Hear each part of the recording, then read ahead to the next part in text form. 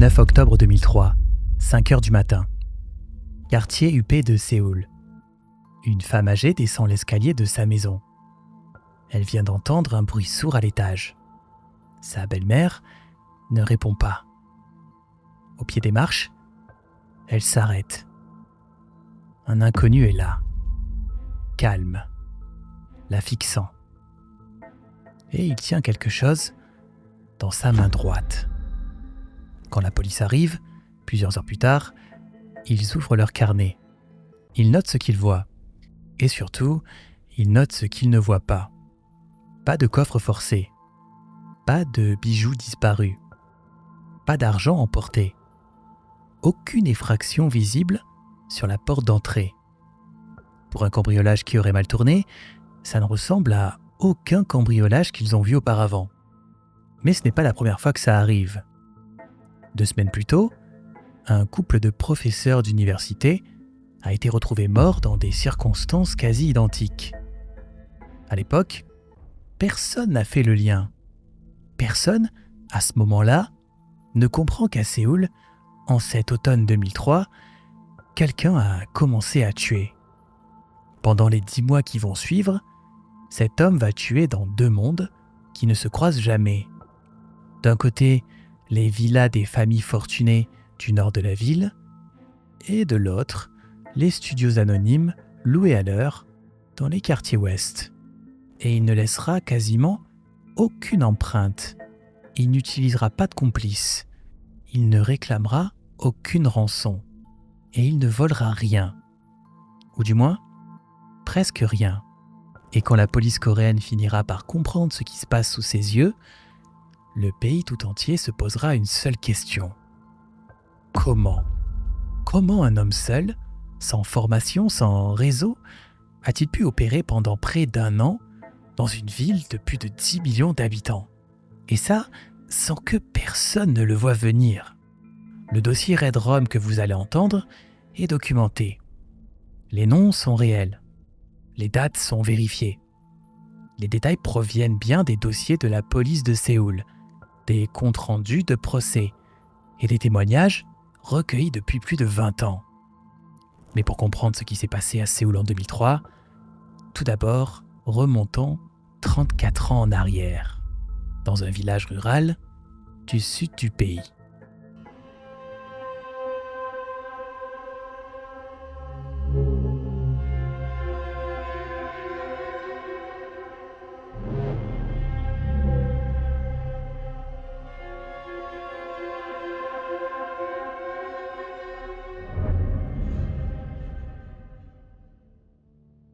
Nous sommes le 18 avril 1970, à Gocheon County, dans le sud-ouest de la Corée. Un garçon qui naît dans une famille pauvre du Jeollabuk. On le déclare sous le nom de Yoo Young-chol. À cette époque, la Corée du Sud pense encore les plaies de la guerre. Le pays est en grande partie rural. Dans les villages du Jeollabuk, on cultive le riz, on élève quelques bêtes et on attend surtout que les enfants grandissent rapidement pour commencer à travailler. Et la famille de Yoo Young-chol fait partie de ceux qui survivent à peine. Ses parents se séparent peu après sa naissance et si tu veux, l'enfant est ballotté entre plusieurs foyers. Quelques années plus tard, il quitte la campagne profonde avec son père. Destination Mapo, un quartier ouvrier de l'ouest de Séoul. Et à Mapo, il découvre la ville, très différent de sa campagne natale, avec des bus surchargés, des écoles bondées, et surtout il découvre quelque chose qu'il n'avait jamais vraiment vu dans son village, les riches.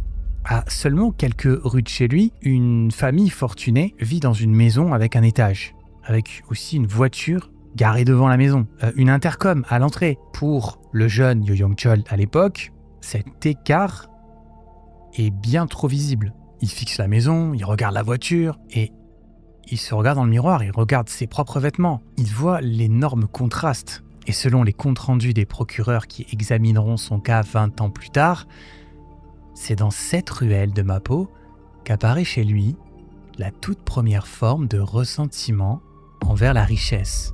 À l'école, c'est un garçon silencieux, plutôt même bon élève en arts plastiques. Il aime dessiner, il apprend la guitare, c'est un créatif. Ses professeurs disent même qu'il a une certaine sensibilité. Et quand vient le moment d'entrer au lycée, il candidate dans une école spécialisée dans les arts. Et là, il est refusé. Ses notes générales sont beaucoup trop basses. Il décide donc de s'inscrire dans un lycée tout ce qu'il y a de plus ordinaire. Selon ce qu'il dira lui-même bien plus tard à un journaliste coréen, c'est à ce moment précis qu'une porte de sortie se referme, la seule qu'il s'était imaginée. Ses camarades, interrogés bien des années plus tard, se souviennent d'un garçon qui parlait pas beaucoup, mais qui était discret, qui provoquait personne.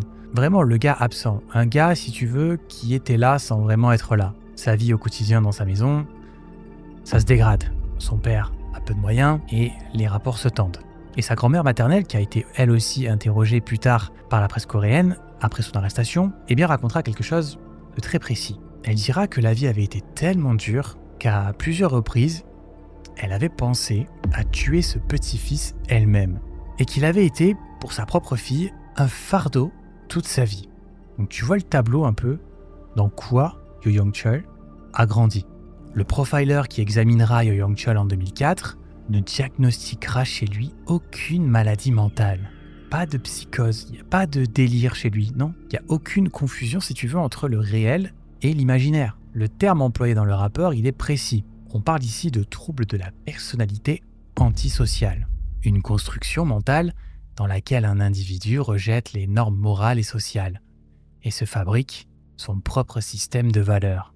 Mais à 17 ans, Yo Young-chul, c'est qu'un petit ado, un petit merdeux, silencieux dans son coin, dans un quartier de Mapo. Il n'a encore tué personne, il n'a même frappé encore personne. Il est là, juste il travaille, il rentre chez lui le soir, il est fatigué, il mange peu, il dort mal, et il commence à traîner avec d'autres jeunes de son quartier qui eux aussi ont perdu tout espoir en la vie. Et quelques mois plus tard, son nom apparaîtra enfin pour la première fois dans un dossier de la police de Séoul, pour vol.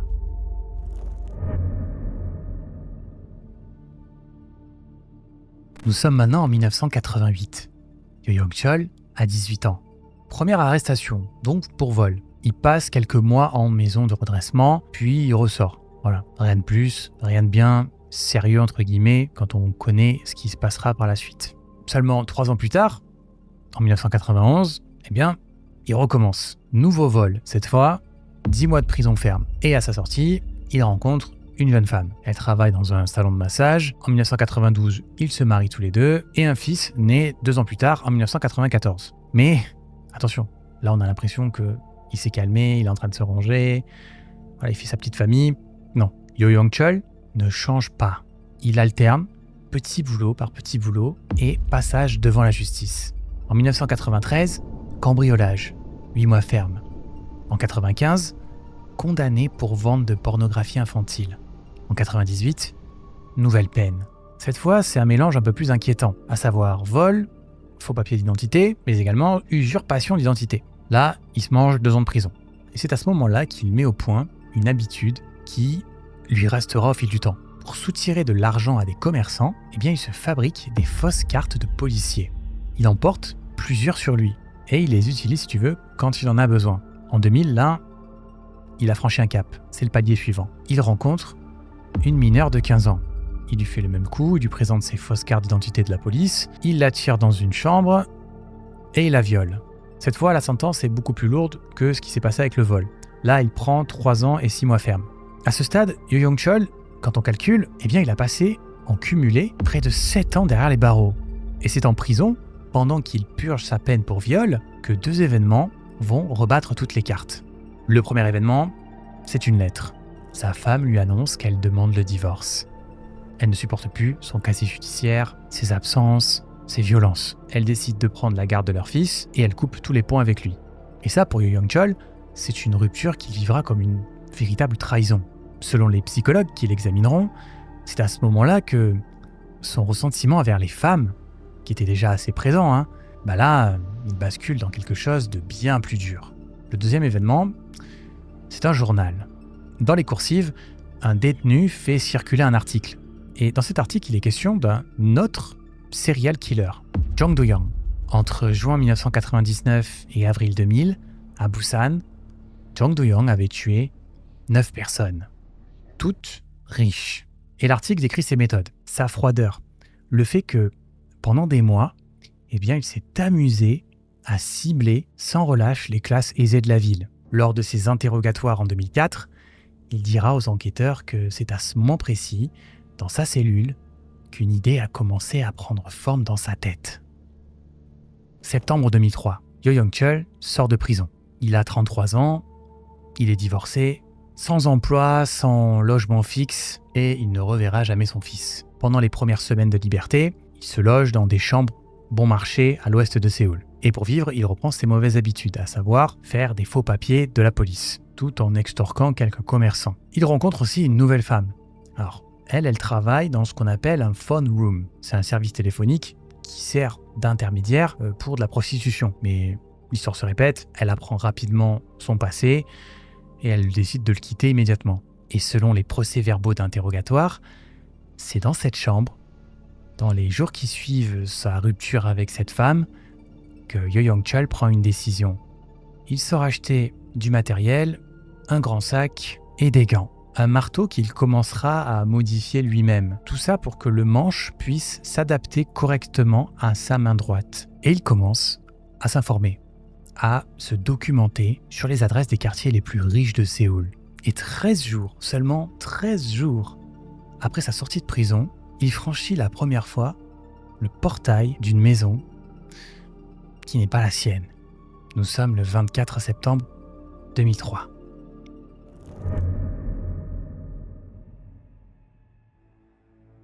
Nuit du 24 septembre 2003. Dans un quartier résidentiel cossu de Séoul, un homme marche le long d'un mur. Il porte un sac noir, des gants et un marteau qu'il a passé 3 jours à modifier lui-même. À l'intérieur de la maison qu'il vient de choisir, 2 personnes y résident. Un homme de 72 ans et sa femme. Tous les 2 sont professeurs d'université. Ils s'appellent Lee Dok-soo et Lee Hoon-ok. Et quand les premiers secours arrivent le lendemain matin, les voisins n'ont rien entendu. La porte d'entrée n'a pas été forcée, aucune fenêtre de cassée, aucune alarme même déclenchée. Et à l'étage, les 2 corps. La cause des décès selon les médecins légistes, traumatisme crânien, compatible avec un objet contendant, donc probablement un marteau. Les enquêteurs inspectent la maison pièce par pièce. Ils s'attendent sûrement à un cambriolage qui aurait mal tourné. Gros, une histoire classique, un voleur surpris, un couple qui se défend et un dérapage. Mais à mesure qu'ils avancent dans l'enquête, il y a quelque chose qui cloche. Le coffre-fort de la maison, qui est bien rempli, il est encore rempli. Il contient encore tous les bijoux. Les portefeuilles sont encore pleins. Les montres et les téléphones sont posés sur la table de nuit. Rien n'a concrètement été emporté. Et là, pour les officiers présents sur place, ça tient pas debout. Il y a un problème. Un cambrioleur ne tue pas 2 personnes comme ça pour ne rien prendre à côté. Et un cambrioleur n'utilise pas non plus un marteau qu'il a apporté avec lui. Donc l'affaire est classée comme un homicide à mobile inconnu. Le dossier, il est simplement confié à la brigade locale et autant te dire que c'est peine perdue quoi. 2 semaines plus tard, le 9 octobre 2003, une autre maison, un autre quartier. Cette fois, la victime est seule à l'étage. Et c'est une femme âgée. Quand l'agresseur entre, sa belle-fille, qui dort dans une autre pièce de la maison, elle entend un bruit sourd. Elle se lève, elle descend les escaliers et elle tombe sur l'inconnu, qui tient encore son marteau à la main. Il lui demande alors s'il y a quelqu'un d'autre dans la maison. Elle répond que son mari est absent, mais qu'à l'étage, son fils dort. Un fils en situation de handicap. Quand la police arrive le lendemain, il découvre 3 corps. La grand-mère, la belle-fille et le fils. Le mari, qui rentre dans la journée, retrouve sa maison en silence. Et là encore, rien n'a été volé. Tout est clairement à sa place. Alors, l'enquête est encore refilée à la brigade locale. Un autre district, d'autres enquêteurs, donc un autre dossier. Et ce qui est intéressant dans cette histoire, c'est qu'à ce moment-là, personne ne compare les 2 scènes de crime. Personne ne remarque que, à ce moment-là, ce sont quand même 2 schémas, le même schéma qui se reproduit. Personne ne fait le lien. Le 16 octobre, une 3e famille. Cette fois-ci, c'est une épouse de millionnaire qui a été attaquée dans sa propre salle de bain. Elle est retrouvée par son fils et elle décède peu après son admission à l'hôpital. Le 18 novembre, encore une nouvelle famille. Ça fait quand même 4 attaques en l'espace de 2 mois. 7 morts et aucun lien officiellement établi. Et ça, les enquêteurs ne le savent pas encore, mais que tous ces crimes ont un lien en commun. Un détail qui leur échappera pendant des mois. Toutes les victimes ont été frappées exactement avec la même arme. Un marteau avec un manche modifié et un poids inhabituel. Là, à la fin du mois de novembre, l'enquête elle est complètement dans l'impasse. Pendant quelques semaines, l'enquête rame, il n'y a plus rien qui se passe, et les médias n'en parlent presque même pas. Vous imaginez un peu ? Personne ne sait dans la population qu'un tueur en série est en train de sévir dans la capitale. Et pendant toutes ces semaines de silence, Yo Yong-chol, il comprend que son plan d'origine a une faille. Parce que, à la base, lui, ce qu'il voulait, c'était uniquement cibler des familles riches. Et il se rend compte que c'est plus difficile qu'il ne pensait, quoi. Parce que les maisons sont protégées, les voisins regardent, et concrètement, chaque attaque augmente le risque de se faire prendre. Alors il décide de changer de stratégie. Il décide d'inverser un peu le rapport. Plutôt que d'aller chercher ses victimes, il va les faire venir chez lui. En mars 2004, il loue un studio dans le quartier ouest de Mapo. Une chambre de 9 mètres carrés, au 3e étage, d'un immeuble anonyme. Concrètement, personne dans le voisinage s'intéresse à ce building-là, tout le monde s'en fout de qui vit là-dedans, quoi. Et c'est pourtant dans ce studio-là que vont avoir lieu les 11 meurtres suivants.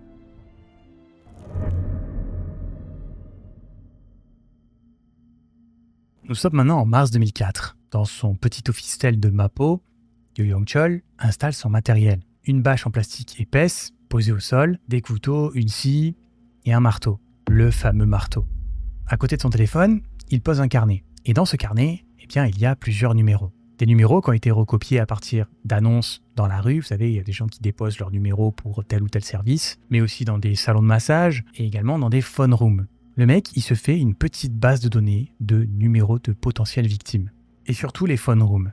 Parce qu'en 2004, ces services fonctionnent sur un modèle très simple. En gros, un client appelle un numéro, la femme est envoyée à l'adresse indiquée, le paiement est en liquide et les patrons ne tiennent quasiment aucun registre. Les filles tournent souvent d'hôtel en hôtel. Et quand l'une d'elles disparaît, on suppose simplement qu'elle a décidé d'arrêter et changer simplement de vie, quoi. Et Yo Yong-chol, il a compris ce détail. Il sait qu'il va pouvoir l'utiliser à son avantage. Le 19 mars 2004, il passe son premier appel depuis son studio. Une femme arrive 30 minutes plus tard. Personne ne la verra repartir. Et son mode opératoire est quelque chose de très régulier, de très précis. Un mode opératoire d'ailleurs qui ne variera pas, qui ne changera pas en l'espace de 4 mois. En gros, la femme vient, il accueille la femme, il la paie, il a un rapport sexuel avec elle, puis il prend son marteau, et le travail qui suit, il le réalisera essentiellement dans la salle de bain. Selon ses propres déclarations aux enquêteurs en 2004, il découpera chaque corps en 16 à 18 morceaux. Et selon la taille de la victime, il emballe ensuite chaque morceau dans des sacs séparés. Et il attend la nuit. Il attend la nuit parce que, à environ 2 km de son office-tel, il y a un temple bouddhiste qui s'étend sur une colline boisée. Un endroit, si tu veux, peu fréquenté, pas du tout éclairé, et avec une végétation qui est assez dense. Autant te dire, l'endroit à rêver pour enterrer un corps. Et pendant les semaines qui suivent, le rythme s'accélère. Avril, 1 victime. Mai, 2 victimes. Juin, 3 victimes. Juillet, 5 victimes en 13 jours. Au total, ce sont 11 femmes qui vont disparaître dans cet office-tel entre le 19 mars et le 13 juillet 2004. D'ailleurs, point très intéressant que ces 11 femmes n'ont absolument pas été considérées par la police sud-coréenne à ce moment-là, à cette époque, classées comme étant des victimes. Tout simplement parce que personne dans leur entourage à ces jeunes femmes ne les a signalées comme étant disparues. Enfin, sauf une personne. Début juillet 2004, la patronne d'un service de masseuse commence à compter. Parce que plusieurs de ces filles qui ont été envoyées au même numéro, au même office-tel, ne sont jamais revenues. C'est bizarre quand même. Alors elle vérifie son carnet de commandes et elle remarque quelque chose. Le même numéro de téléphone revient à chaque fois. Et à chaque fois, la femme envoyée n'est jamais revenue. Alors le 14 juillet 2004, la patronne prend une décision. Elle décroche son téléphone et elle appelle le commissariat de Mapo. À ce moment-là, dans son office-tel, à quelques rues du commissariat, Yo Yong-chol ne le sait pas encore, mais le piège qui va le faire tomber vient de se refermer. Dans moins de 24 heures, il aura les menottes au poignet. Et la Corée du Sud entière apprendra son nom.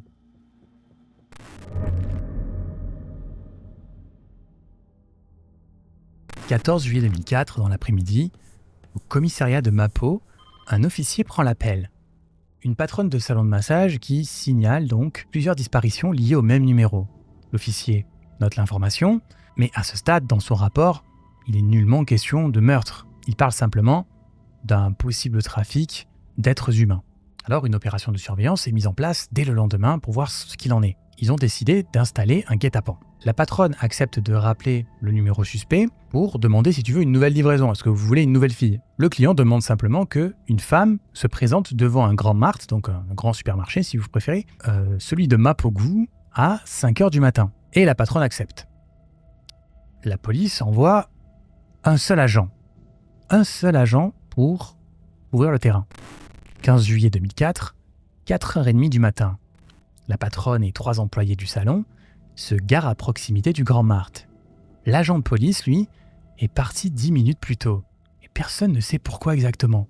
Plus tard, le commissariat de Mapo déclara que non, il était là, il était bien présent. Mais quand Yo Young-chol arrivera sur place, quelques minutes plus tard, il n'y aura pas un seul uniforme sur place. 5h du matin, une silhouette apparaît au coin de la rue. Yo Young-chol porte un sac à dos, une casquette, et dans la poche intérieure de sa veste, l'une de ses fausses cartes de police. Il s'arrête devant le Grand Mart, il attend. Et dans la voiture garée à 10 mètres, la patronne le reconnaît à sa description. Alors, elle donne le signal, c'est lui. Les 3 employés sortent du véhicule et se jettent littéralement sur Yo Young-chol. Il résiste quelques secondes et il tente même d'avaler un papier qu'il a sorti de sa poche. Mais il n'a pas eu le temps de le faire, il est plaqué au sol.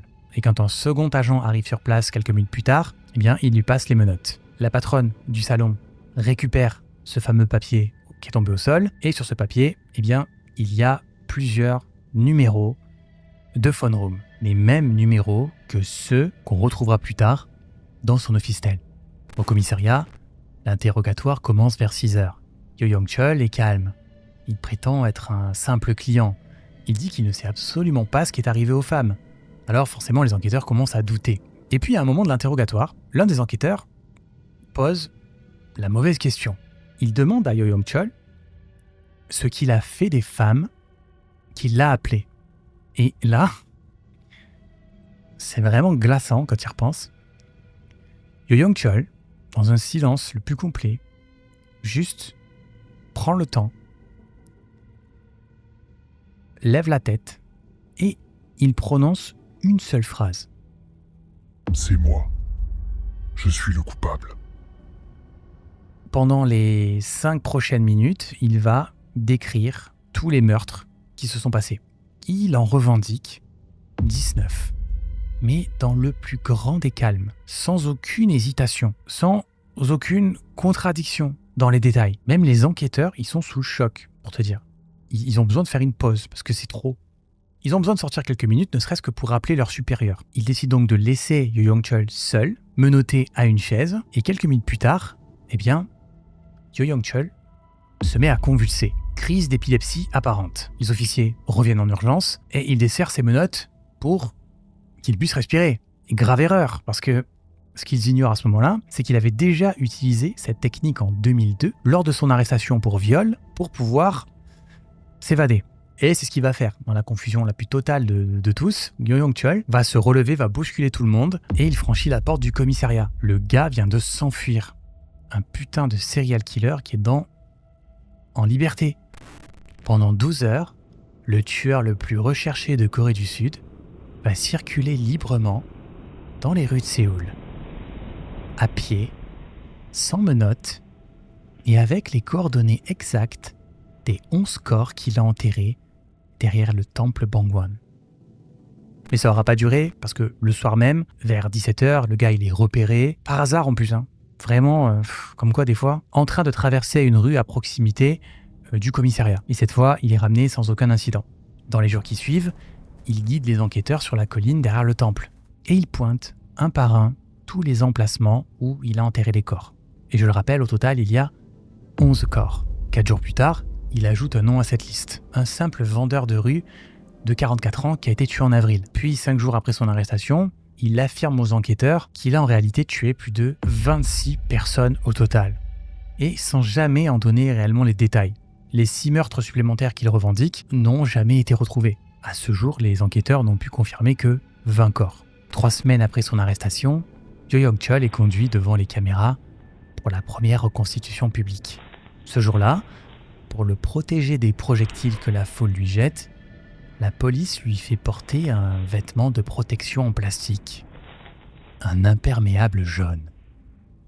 Et la presse coréenne, ce jour-là, va lui trouver son nom.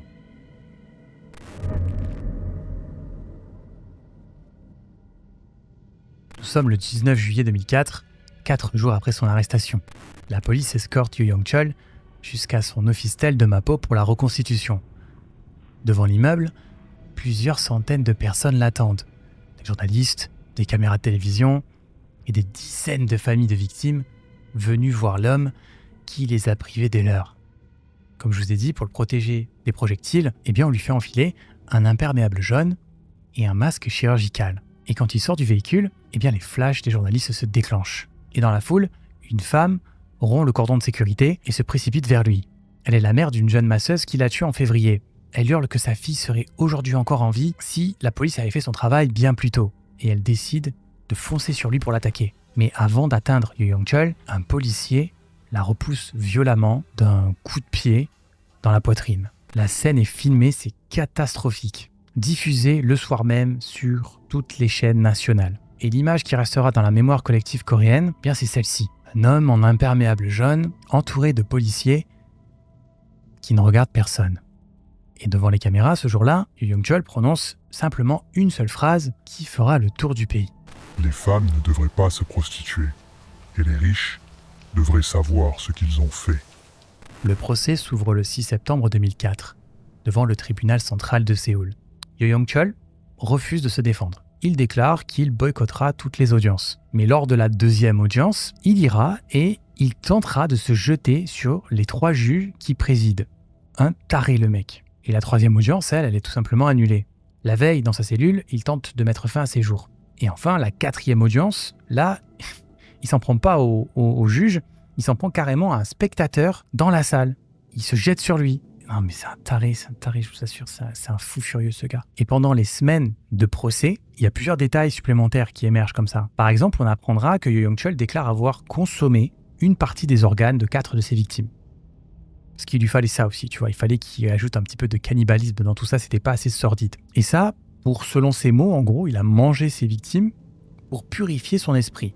Mais je pense que c'est simplement une invention de sa part. Il aime bien inventer des choses autour de lui, parce que le bureau du procureur, au final, précise qu'il n'y a aucune preuve matérielle qui est venue corroborer en fait ce qu'il vient de dire, quoi. Et il souligne même que, tu sais, les tueurs en série, généralement, ils ont tendance à un petit peu exagérer leurs faits, parce que voilà, en gros, tu sais, quand t'es taré, t'as envie de te dire, vu que tu réussis pas ta vie, au moins réussis à être le meilleur tueur en série, tu vois. Donc il faut que tu aies le plus de victimes possible, que ce soit le plus sordide possible.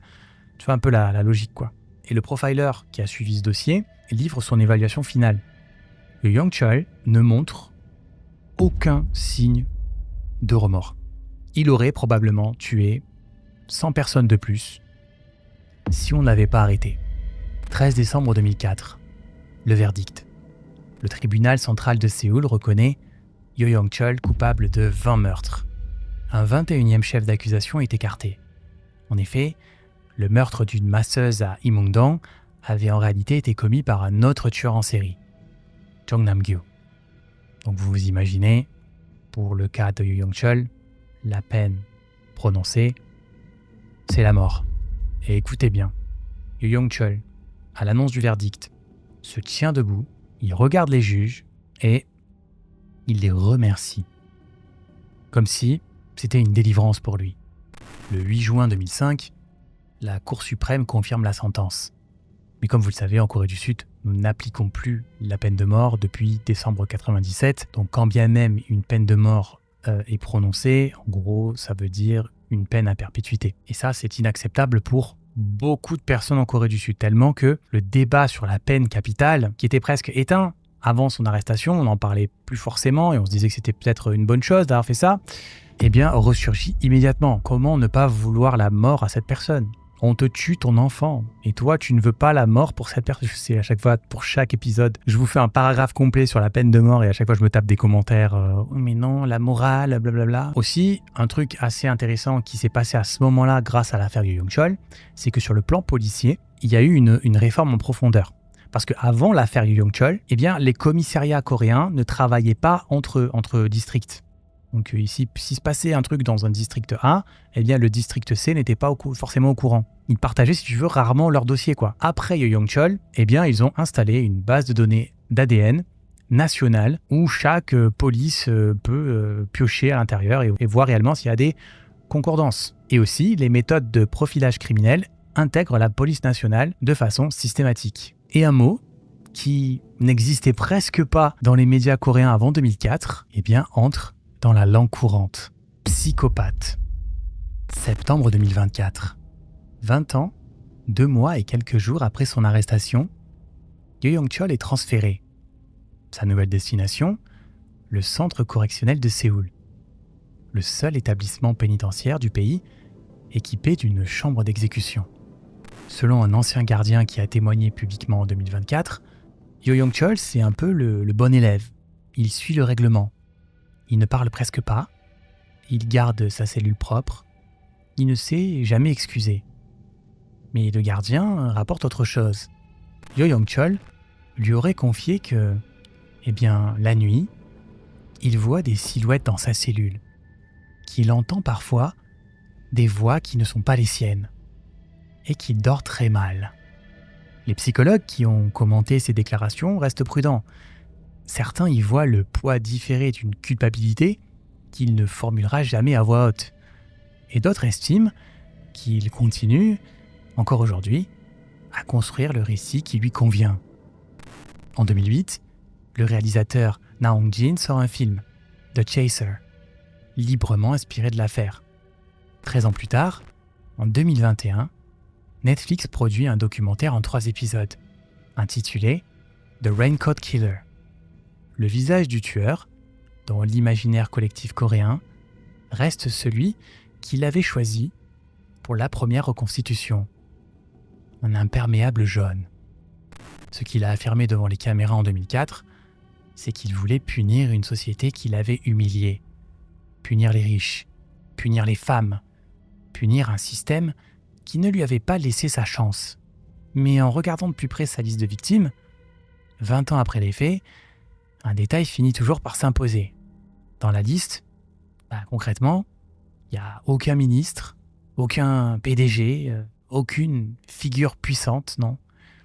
Yoo Young-chol a frappé simplement des retraités endormis chez eux, ou des femmes que personne, dans la société coréenne de 2004, ne signalerait comme disparues. Il disait vouloir punir la société, mais au final, le gars n'a touché qu'à des personnes fragiles. Et aujourd'hui, à 56 ans, Yoo Young-chol est toujours en vie. Et la peine prononcée contre lui en décembre 2004 n'a toujours pas été appliquée. Voilà, je clôt ce dossier Red Rum. Si vous avez raté le dernier épisode de Red Rum, il se trouve ici. N'hésitez surtout pas à le regarder. Et n'hésitez surtout pas à vous abonner, à lâcher un petit commentaire et surtout à booster la vidéo. Ça aide grandement la chaîne à faire connaître le format Red Rum. Et je vous dis à très vite pour un prochain dossier.